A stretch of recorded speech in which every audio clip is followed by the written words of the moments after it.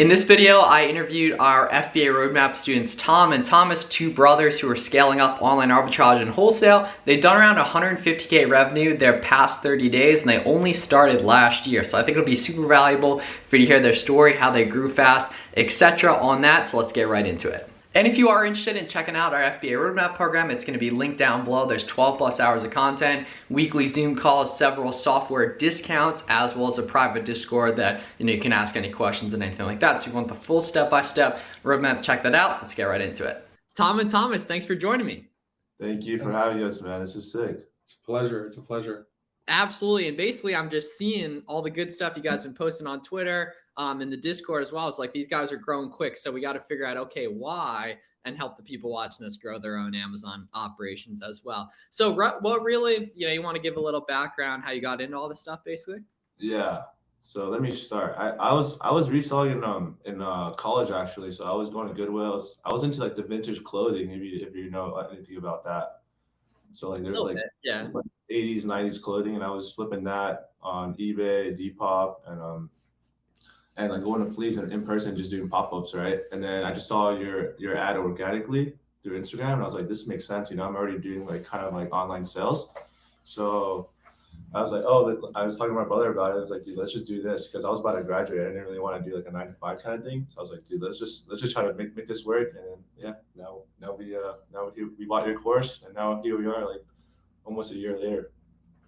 Cool. Yeah. So you were doing like traditional reselling based, so like thrift stores, and I was the exact same way, more like kind of sneakers and that side of thing. But it translates. It's just there's a higher barrier to entry with Amazon, and you got to create an account, get ungated, etc. like that. But it was nice. I was the same way getting into it. I already knew reselling worked. You know what I mean? No one had to convince me that it works like that. Yeah. Easier for me to do it, even when it was hard. Right. What was the first item you guys sold?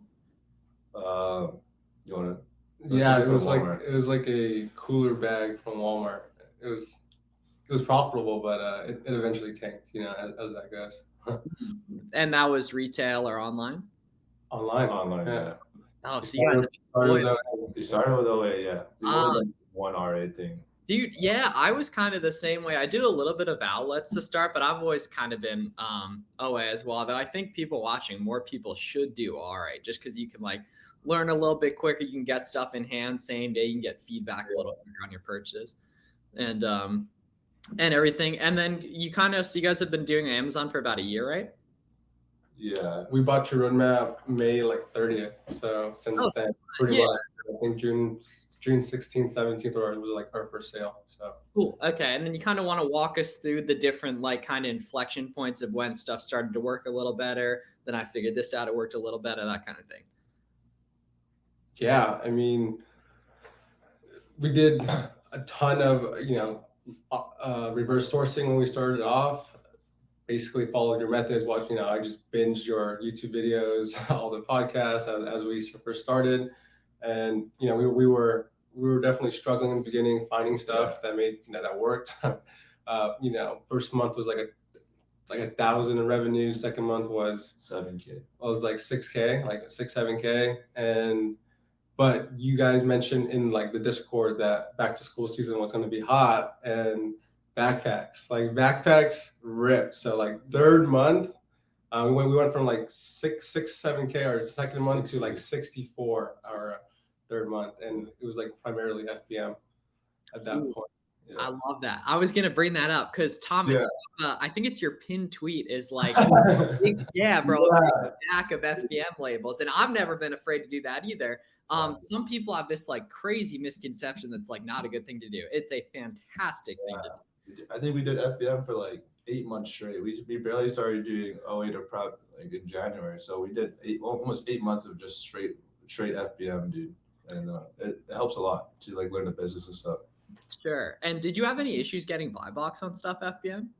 For some reason we didn't. Like we would list stuff and like we would match buy box and we would just rip. But like I know like there's a lot of our friends like he would like complain to us like, damn, we like I'm hopping on FBM with you, like we're like and he's like super sad that he can't even get buy box. But for us, I guess like the algo liked us and we were just ripping like FBM like no matter what. Yeah. Great. And either way, it helps. Like back to school Q4, you kind of nestled right in that 5-month period or so. And mine was the same way in terms of when I really figured it out. But it's interesting, right? So I really clicked back to school 21. You guys was back to school 22. My friend Billy, Charlie, it was all the same way for them because you take that process to learn and then you come across one of those big opportunities. And if you squeeze it really hard, which you guys did, which is awesome, it really changes kind of your whole mindset around this stuff and what you think is possible, I would say. 100%. Yeah, and that's super important because at the end of the day, the less you have to convince yourself that it works, the more you're just gonna do naturally. So it grows on its own, basically, right there. And so it's big FBM and everything. How do you guys see this changing in the future? Because I believe it's around 140 trailing 30 days, right? Yeah, it's like 150. Right now it's like 150. Keep going up. So what do you ideally? Where would this be 6 months from now? Probably more wholesale, I think. I mean, I think it's like a mixture of the two. I know that it's like a very natural transition to start with OA and then start opening up wholesale accounts. I don't think it makes sense to just drop OA completely. I think there's still going to be opportunities, as you might know. But I think we're going to start. I think the next logical step is hiring some help. So I think we're going to get some VAs. It's just been us two. I think with how profitable our current wholesale accounts are. I think, we're, in the last 2 weeks, we made $2K off of one brand. And I think we could go a lot deeper on this one brand, but just introducing other brands into the picture, I believe can really scale the business at to a greater and more profitable level, especially by, placing larger orders without having to get canceled left and right. That's the worst part about OA. But I think we're still going to do a little bit of both. I'm still going to do reverse sourcing, manual sourcing. Whenever bolos might come up, we're still going to take advantage of those. But just slowly start transitioning into getting some more accounts open. Yeah, I think that makes complete sense. And what's nice is it's really hard to see when you start OA, but when you're 6 months in, a year in, 2 years in, it takes so much less time than it originally has done because your skill has really compounded, right? You start to meet more people, you start to find more opportunity like that, and you just start to see opportunity everywhere, basically with that. And then if you guys could do it over again, is there anything you would do differently? Because I feel like you're in a pretty ideal situation in terms of the first year, or definitely compared to my first year of Amazon back in 2019.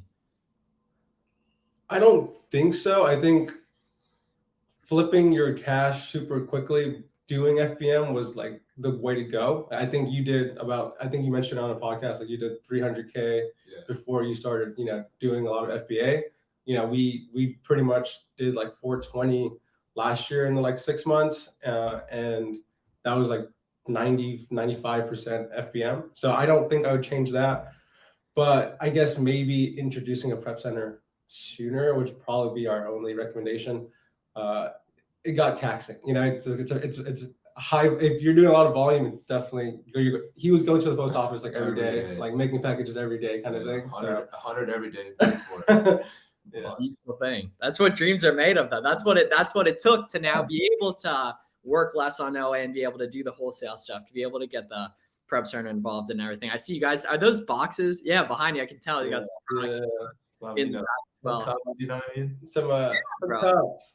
Yeah, I've started some of that Hoka stuff as well. The blue shoebox there too. That's pretty good for this, the spring running and stuff like that. Sure. Yeah, absolutely. And so you guys are in Cali, right? Yeah. Oh, so it made a ton of sense then to go prep center just for sales tax reasons there too. 100%. Yeah, I think the margins definitely went up once the prep center was introduced. Some of our replans were just damn, we're saving $5, $6, $7 just that we're sending it to prep, and we don't have to ship it ourselves. Yeah. It's a no-brainer. Oh, exactly. And you did the work to get, that involved. So what's you've been liking doing the Twitter stuff as well? Because I see you pop up. Yeah, I mean, it's just providing content and just showing people, trying to inspire people. And, I was posting my story too. Yeah, and then I want to start making content one day. I'll hop on, show my face. Yeah, I mean, I've been also trying to, been working on the tweets, just been sharing, what's been going on, and it's definitely been attracting other sellers. and I've definitely, hopped on a lot of Discord calls, just talking to newer Yeah. sellers, and it's been like really great connecting, Yeah. because like, giving them some information on how to get started, in turn they give us leads, and it's kind of like a a symbiotic, like a win-win situation. So Yeah. that's Like, been nice. yeah, the longer I've been doing business, the more I've noticed if I can just make other people money, I'll just make a bunch of money. Exactly. Yeah. I can do, whether that be like education, just being a resource on different stuff, answering people's questions, etc. It all comes back to you basically on that. And on like the networking side of things, I just want to call on the audience to think of, okay, what would you do if you didn't want to grow your business, right? You would never talk to anyone. You would never provide education or entertainment in the marketplace. You would not document your process to look at in the future. So if you want to grow your business, you should just do the exact opposite. And that'll get you significantly closer to where you want to be, basically. With that, just kind of shifting. So I talk, entirely about OA. What's worked on the wholesale side of things? Is it brands? Is it distributors? We've been, Brand direct. we only have like a few accounts, but Yeah. the accounts that we do have open is brand direct. So it's not, we haven't. Because we live near like Los Angeles area, and there's a lot of distributors or brand direct. So it's a lot of actually like local pickups. So our wholesale accounts, or our major one is just like local. We just drive like 30 minutes there, pick up, then prep it myself, and then ship it out. So, he borrowed my mom's van. Pull up in my mom's van, super packed tight, barely fit. Like it was like 23 boxes of, the last pickup was like 23 boxes, and he did like all the prep work himself. I love it. Yeah, because I saw you tweeted 2 days ago, as I applied for this wholesale account and was accepted the same day. Decided to spend 3 hours looking through the catalog, placing a PO same day, making stuff happen. That's what it all comes down to, man. Being in the mix, making stuff happen. That's awesome. Exactly. Right, you can reverse wholesale. If there's like someone selling wholesale, and you just go through their storefront, they're most likely having other wholesale accounts in their catalog as well.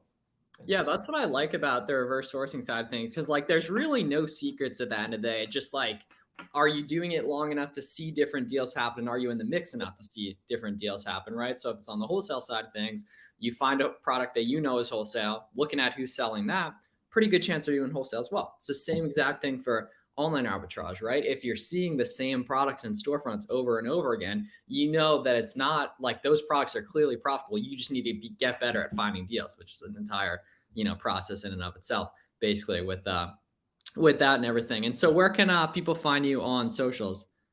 TranscendEcom on Instagram. My Twitter is TranscendEcom, and then he has his own personal Twitter as well.